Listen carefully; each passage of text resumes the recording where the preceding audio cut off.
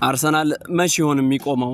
ወደ ቼክ ያቀነው ቡድኑ በአውሮፓ ቻምፒየንስ ሊግ ዛሬም ድል ይዞ ተመልሷል። 3-0 አሸንፏል። ሰላም ክቡራን፣ እንዴት አመሻችሁ?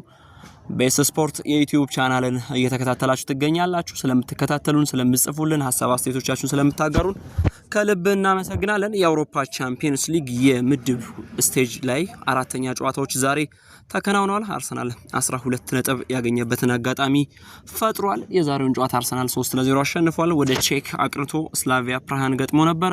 የስላቪያ ፕራሃ ደጋፊ በእውኑ በጣም አስደናቂ ነበረ።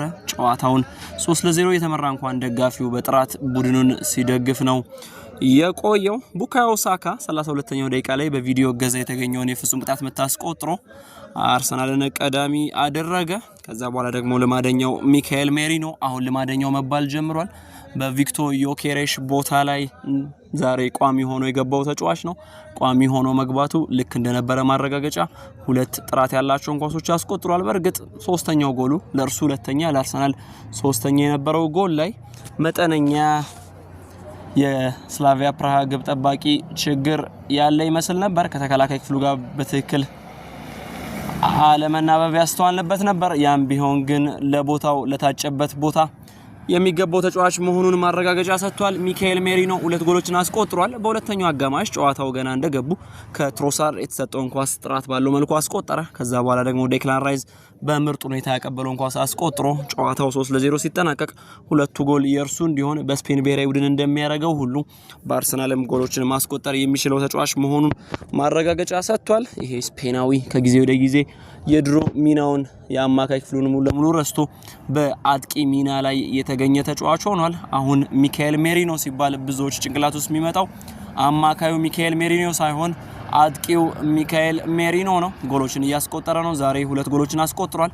አንደኛውን ከትሮሳርድ፣ አንደኛውን ከዴክላን ራይዝ ያገኛቸውን ኳሶች ነው ያስቆጠረው። ይሄ ተጫዋች መቼ ነው ማስቆጠር የሚያቆመው? በተለይ በስፔን ብሔራዊ ቡድን በተለየ መልኩ የሚታይ ነው። ዛሬ አንዳንድ ቁጥሮች የተለያዩ እውነታን ይዘው መጥተዋል። ለምሳሌ ከ2003-4 የውድድር ዘመን በኋላ በአውሮፓ ቻምፒየንስ ሊግ በመጀመሪያ አጋማሽ 4 ሲደመር ሙከራ በማድረግ ቡካዮ ሳካ የመጀመሪያው ተጫዋች ሆኗል። ይሄ ማለት ላለፉት 22 ዓመታት አልተደረገም።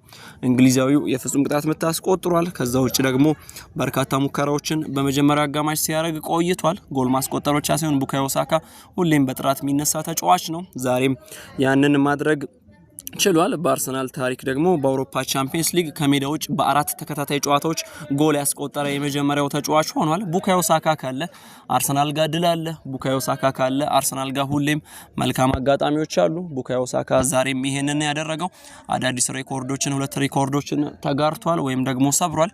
በተቃራኒው ደግሞ ጎል አስቆጥሯል። ለምን የአምበልነት ጨርቁን አስሮ እንደሚጫወት ማረጋገጫ የሚሰጥ ተጫዋች ነው ቡካዮ ሳካ። ዛሬ በተለየ መልኩ በማጥቃቱ ብቻ ሳይሆን በመከላከሉም አርሰናል ላይ ሊሰነዘር የሚችል አደገኛ ጥቃትን ሳይቀር የተከላከለበት ምሽት ሆኗል። በጨዋታው ላይ ለምሳሌ የተፈጠሩ ነገሮች እንደ ሃሪማን አኑስ አይነት ተጫዋች ተቀይሮ ገብቷል። ይሄ ወጣት ተጫዋች ሌላ እድል አግኝቷል። ባለፈው በካራባኦ ካፕ ጨዋታ አርሰናል 10 ተጫዋቾችን ቀይሮ ሲያጫውት አንደኛው ተጫዋች ነበረ። ማክስ ዳውማን በአውሮፓ ቻምፒየንስ ሊግ ታሪክ ወጣቱ ተጫዋች ሆኗል። በ15 ዓመት ከወራቶች በአውሮፓ ቻምፒየንስ ሊግ ላይ ተሳትፎ ወይም ተገኝቶ በመጫወት አዲስ ሬኮርድ ማጻፍ የቻለበት አጋጣሚ ተፈጥሯል። ለአርሰናል ነገሮች በብዙ አልጋ ባልጋ መስሏል። ፓሪስ ሳን ዠርማ፣ ባየርን፣ ኢንተር ሚላንና ሪያል ማድሪድ እስኪጫወቱ ድረስ አርሰናል የአውሮፓ ቻምፒየንስ ሊጉን መምራት ጀምሯል። የደረጃ ሰንጠረዡን ከ36 ቡድኖች ቀዳሚ 12 ነጥብ በመሰብሰብ ከ4-4 በማሸነፍ ከላይ ተቀምጧል። ስላቪያ ፕራሃ ደግሞ 30ኛ ደረጃን ይዟል። እስካሁን 2 ነጥብ ብቻ ነው የሰበሰበው። 2 ተሸንፈው 2 አቻ ወጥቷል። አርሰናል በተቃራኒው ከ4-4 ነው ያሸነፈው። በዛሬ ጨዋታ ላይ በአርሰናል በኩል እንደ መጥፎ ከታየ ምናልባት ኢላማውን የጠበቀ ኳስ ተሞክሮበታል። አንድ ኳስ በእርግጥ ነው በጠቅላላው የተሞከረበት ሙከራ ብዛት 9 ነው። ከ9ኙ አንደኛው ኢላማውን ጠብቋል። በእንግሊዝ ፕሪሚየር ሊግ ላይ አርሰናል ላይ ኢላማ ማስጠበቅ እንኳን አልተቻለም ነበረ። አሁን ግን ስላቪያ ፕራሃ ቢያንስ ኢላማ የሚጠብቅ ሙከራ አንድ ሞክሯል። 58% የኳስ ቅብብል ብልጫ የነበረው አርሰናል ነው። 14 ጊዜ ሞክሯል። እንዲሁም ደግሞ 7 የማዘን ምቶችን አግኝቷል። አርሰናል ላይ ማዘን ምት ቀጥታ እንኳን ጎል ባያስቆጥር ቀጠለበት። ዛሬ ቢያንስ በተዘዋዋሪ የቡካዮ ሳካ የፍጹም ቅጣት ምት የመጣው ከማዕዘን ምት ነበርና አርሰናል አሁንም ከቆሙ ኳሶች ከሴት ፒስ ኳሶች ከማዕዘን ምት ምን ያክል ተጠቃሚና አደገኛ ቡድን እንደሆነ ማረጋገጫ ሰጥቶ ማለፉን ቀጥሎበታል። ጎሉ ቀጥተኛ የማዕዘን ምቱ ባይሆንም ያ የማዕዘን ምት ግን የፍጹም ቅጣት ምት ሆኖ ነው አርሰናልን ጎሉን እንዲያስቆጥር የረዳው። በጨዋታው ላይ አርሰናል በርካታ ተጫዋቾችን አስቀምጦ ነው የጀመረው። የማርቲን ኦዴጋርድ ጉዳት ይታወሳል። ኤብሪቼ ኤዜ ከተቀያሪ ነው የተነሳው። ቪክቶር ዮኬሬሽ በዚህ ጨዋታ ላይ አልመጣም። ሂንካፔ በቋሚነት ገብቶ ተጫውቷል። ጥሩ የጨዋታ ጊዜ እንዳሳለፈ መናገር ይቻላል። በመጨረሻ ሂንካፔ ለስኬሊ ቦታውን ለቆ ወጥቷል። ቲምበር ዛሬ ረፍት ያገኛል ተብሎ ይጠበቅ ነበረ፣ ግን ቲምበርም በዚህ ጨዋታ ላይ ተሳትፎ ነበረው። በመጨረሻ ቤን ዋይትን ቀይሮ ወጥቷል። በተጨማሪም እንግዲህ አንዳንድ የተለዩ ቦታዎች ላይ አርሰናል ትኩረትን አድርጎ ነበር። ለምሳሌ ኖርጋርድ በዚህ ጨዋታ ቋሚ ተሰላፊ ሆኖ በጨዋታው ላይ አዎንታዊ እንቅስቃሴ እንዳደረገ መናገር ይቻላል። በአርሰናል በኩል እንደ ትልቅ ስህተት ከታየ ምናልባት ሚካኤል አርቴታን ካስወቀሰ የዴክላን ራይስ ጉዳይ ነው። ዴክላን ራይስ ዛሬም የበዙ ደቂቃዎችን እንዲጫወት የተፈረደበት ተጫዋች ሆኗል። 81ኛው ደቂቃ ላይ ነው ተቀይሮ የወጣው። ዴክላን ራይስ ለአርሰናል ሁሉም ነገር ነው። ይሄ ቡድን አሁን በዴክላን ራይስ ላይና በእርግጥ በአንድ ተጫዋች ላይ ተንጠለጠለ አይደለም፣ ግን ደግሞ በጣም የበዛ አገልግሎት እየሰጠ ያለ ተጫዋች ነው። ለዴክላን ራይስ በእርግጥ ረፍት አያስፈልገውም ወይ? ለሚካኤል አርቴታ ትልቅ የቤት ስራ ነው። እንደ ጨዋታ ግን አርሰናል በመደላደል ያሸነፈው በስላቪያ ፕራሃ ባደገኛው የደጋፊዎች ድባብ ውስጥ ሳይሸበር ሳይረበሽ ሙሉን 3 ነጥብ ይዞ የመጣበት አጋጣሚ ነው። የሚገርመው ቡድኑ ከቢልባኦ፣ ከኦሎምፒያኮስ፣ ከአትሌቲኮ ማድሪድና ከስላቪያ ፕራሃ ጋር ተጫውቷል።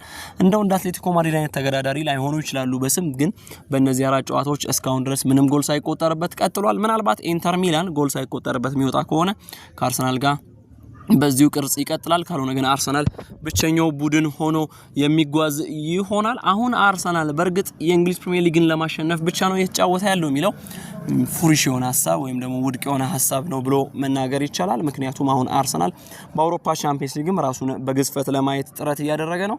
ይሄን የአርሰናል ቡድን ማን ሊያቆመው ይችላል? አምና በአውሮፓ ቻምፒየንስ ሊግ መድረክ እስከ ግማሽ ፍጻሜው ተጉዟል። በፓሪስ ሳን ጀርማ እርግጥ ነው በኤምሬትስና በፓርክ ደ ፕራንስ ደርሶ መልስ ተሸንፏል። ግን በሩብ ፍጻሜ ኃያሉን ሪያል ማድሪድን አሸንፈው እንደነበረ ይታወሳል። ዘንድሮ አርሰናል በግማሽ ፍጻሜና በሩብ ፍጻሜ የሚመለስ ቡድን አልመሰል ብሏል። ከ4-4 አሸንፏል። ሚዛን ላይ ቢቀመጥ እርግጥ ነው ከአርሰናል ጋር የሚወዳደሩ ቡድኖችን አልገጠመ ይሆናል። ግን አትሌቲኮ ማድሪድን በኤምሬትስ ከማሳመን በላይ ነው 4-0 ያሸነፈው። ይሄ ቡድን እስካሁን 11 ጎሎችን አስቆጥሯል። አንድም ኳስ አልተቆጠረበትም። መቆጠር ብቻ ሳይሆን ኢላማውን የጠበቀ ሙከራ እንኳን በርካታ እየተሞከረበት አይደለም። በዛሬው ጨዋታ በእርግጥ አንድ ኢላማውን የጠበቀ ሙከራ ተሞክሮበታል። የአርሰናል ደጋፊዎች እንደውም እንደቀል እንዴት ዴቪድ ራያ ላይ እንደዚህ አይነት ሙከራ ተሞከረ ሚካኤል አርቴታ ይጠይቁልን ሲሉ ሰምተን እናውቃለን። በሰሞንኛ እንቅስቃሴያቸው በእንግሊዝ ፕሪሚየር ሊግ በርንሌይን ቡድኑ አሸንፈው ነው የመጣው። ስላቪያ ፕራሃን 2 ተከታታይ ጨዋታ ከሜዳ ውጭ አሸንፈው ነው የመጣው። ከምንም ነገር በላይ አርሰናል ተጫዋች እንኳን እየተጎዳበት ማይጨነቅ ቡድን መሆኑ ቀጥሏል። ምናልባት በዛሬው ጨዋታ የትሮሳር ጉዳይ ከጉዳት ጋር ሊያያዝ ይችል ይሆን ወይስ ደግሞ የሚለው በቀጣይ ሪፖርቶች ይሰማል። ይሄ አርሰናል ግን በአውሮፓ ቻምፒየንስ ሊግ መድረክም ሆነ በአውሮፓ መድረክ ምርጥ የውድድር ዘመን እያሳለፈ ነው። ከአንደኛው ዋንጫ ጋር ታርቆ ቢቀጥል ያለምንም ድርድር የሚገባው ነው። አርሰናል በአውሮፓ መድረክ 4ኛ ተከታታይ ድሉን አስመዝግቧል። 12 ነጥብ ሰብስቧል። 11 ጎሎች አስቆጥሮ ምንም ሳይቆጠርበት መድረኩን በ12 ነጥብ ከላይ ሆኖ እየመራው ነው።